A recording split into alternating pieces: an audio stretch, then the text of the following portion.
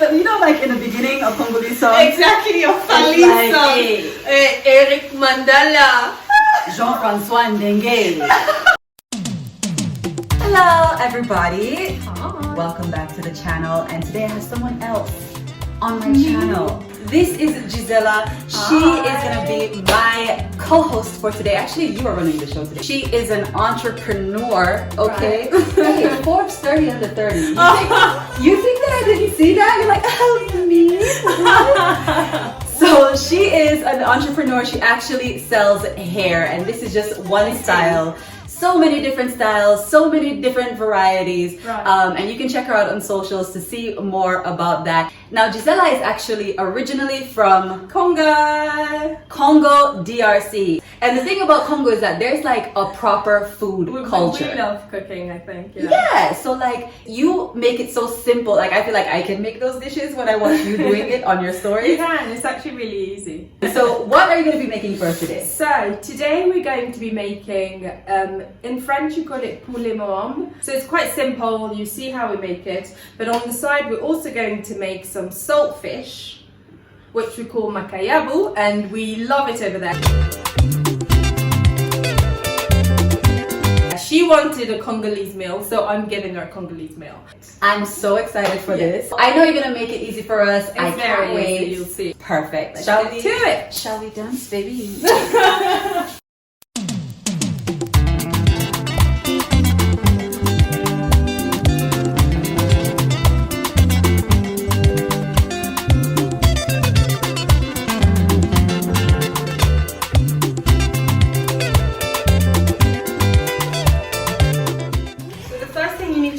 Is basically fry some butter, and basically you try to brown the chicken. I just throw everything in.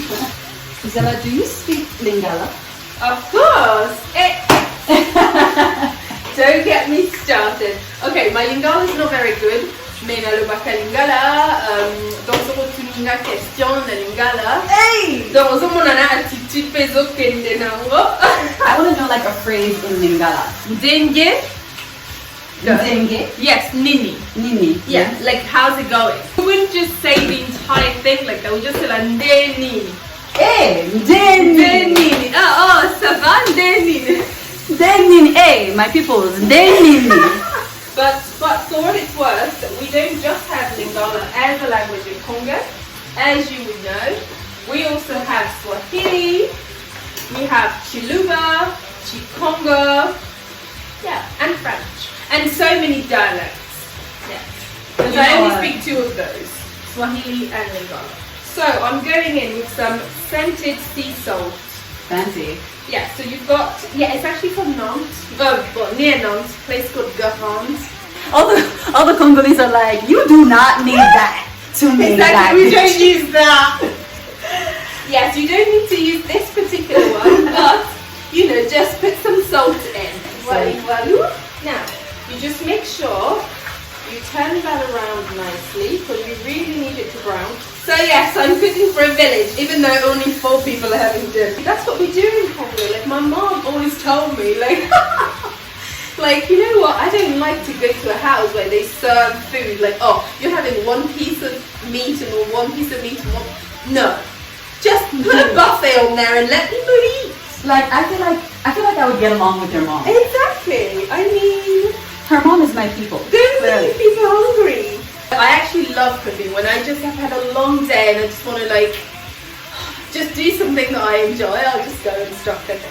While this is frying, we're going to go into preparing the veg that is going to go in. So to do that, we're going to need tomatoes are going to be blended. So if you don't have the blender, you can obviously just cut up everything small. Of course, you can. The mortar and pestle. You know the mortar and pestle thing? Grounding it in a different way?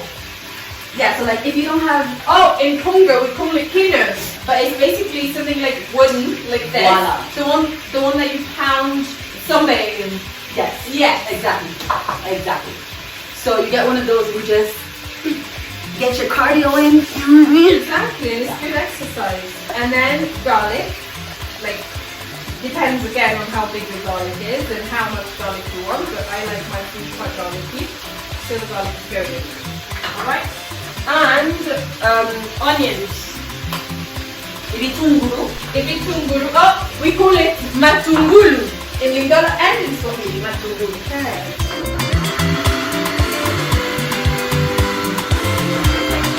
So, now then, the next step is to take your chicken out of the pot. So, you take your chicken out. It could have browned a bit more, but you know what? We have things to do in life. So now, look what you've got in there. You've got all this butter with all the chicken goodness that's stuffed. So what I do is I just add my blended veg in there. Just like. Ooh. Now, you need to go in straight away. Oh my gosh, that smells so good. It does smell good already, right? Oh my gosh.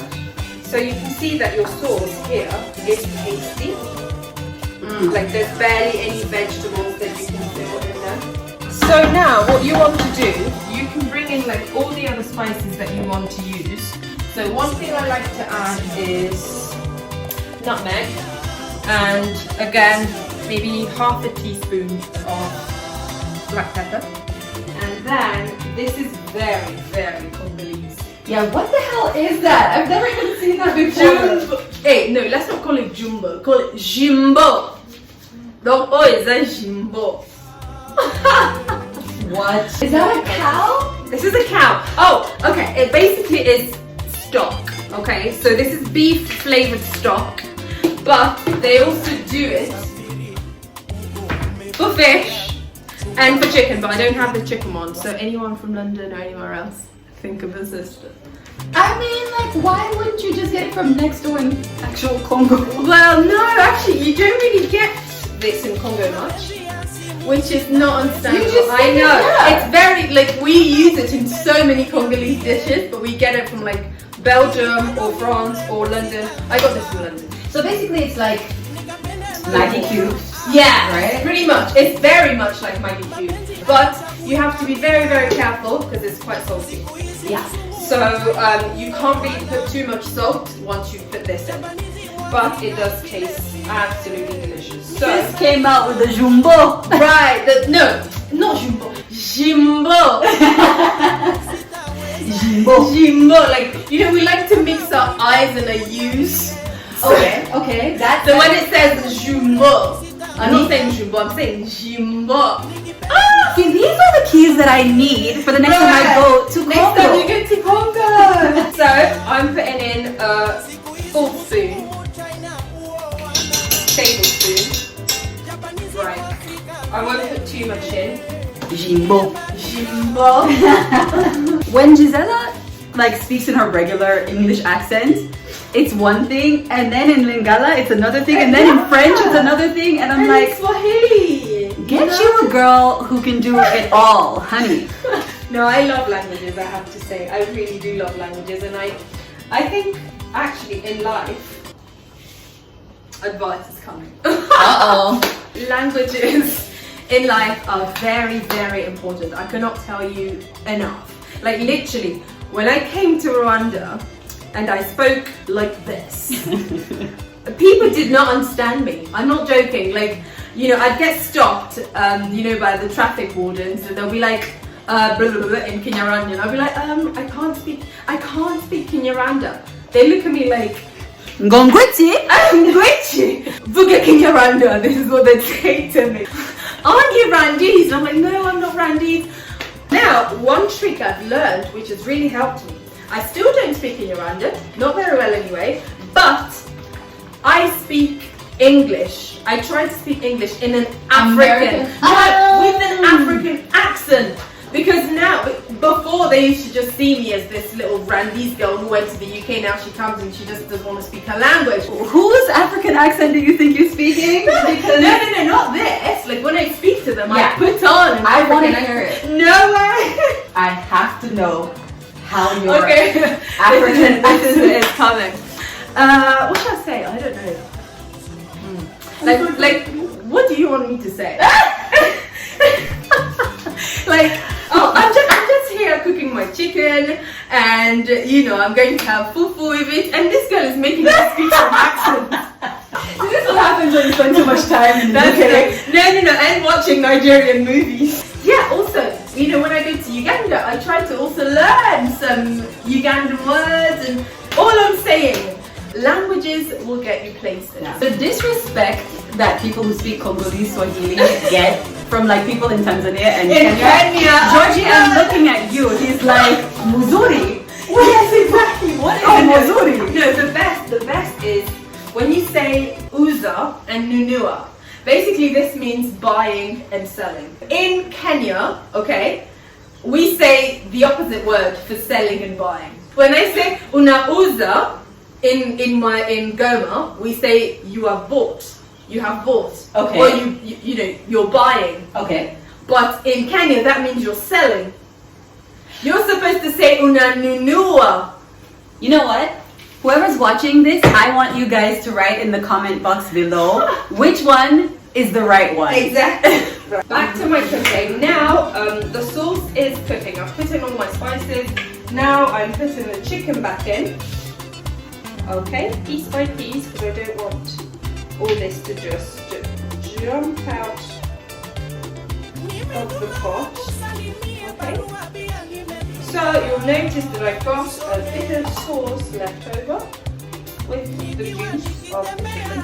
That's not going to waste, obviously. Let's go back in. Voila. Notice that I haven't put any water yet. Okay. But what I want is to have a bit more sauce on top of the chicken so it goes in properly, which means I am going to add some water. My mom taught me not to waste good spices. So what you do is you put your water in there, and then as you go in, try and just get as much as you can out. So you're just going to let that cook for a bit. But before you do that, and I hope we still have some Scotch bonnet. Yes, we do. Chili. If you're cooking for a household, for example, and some people don't eat chili, you just want to put in, let's say, 2 peppers, but to make sure you don't put this one in, because this one doesn't have this little thing here. What do you need that little thing for? Because you can make sure that it doesn't burst. So another Gisela tip, if you don't want the pepper to burst, make sure you leave the little whatever that is called. to do the makeup artist thing. Yeah. So I'm putting 2 in just for the smell. And then what you do is you're just going to cover that. We'll come back to that later, because don't forget we still have the main ingredient, which makes it the Poulet Moambe, is the Moambe. It's basically peanut butter. But this is local peanut butter, which I prefer. Sometimes those who don't have this type of peanut butter, you use peanut butter from the supermarket. So the Lingala word for peanut butter is Moamba. Moambe. What? Okay. Moamba. Moambe. But in French, it's Moambe. Oh, pardon. Moambe. Moambe. As you can see, it's getting where I want it to be. So now it's time to add the Moambe. Voila, voila. So I'll just put 1 spoon in different areas, just because I don't want to like stir it in yet, because normally if I stir it in, the sauce is going to become very thick quickly, and it's going to start sticking. So what you want to do is just put bits of it everywhere, like so, and then just cover it for a bit. That's how you know she has cooked this dish many times. Like those little tips. Yes, you know, when you go wrong, you're like, oh, I can't do this again. So the chicken, you're just going to make some room, and then you're going to cover it. And reduce the heat. Well, that's pretty much done. I'll leave it for like 2 seconds. So just stir that back so that the peanut butter goes everywhere, and then in 5 minutes it is ready. Okay. Voila. So you can see the sauce becoming even more pasty than it was earlier. Now, let me tell you that you take your ugali. Exactly. You take your fufu. Quite seriously. Now when you eat this, by the way, do not forget to try and pick out the chilies that I put in earlier.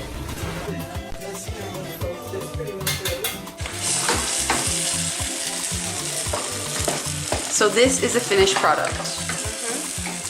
Actually, we're gonna see the finished product when there's like the mizuzu and the plantain and the... But this is the finished product.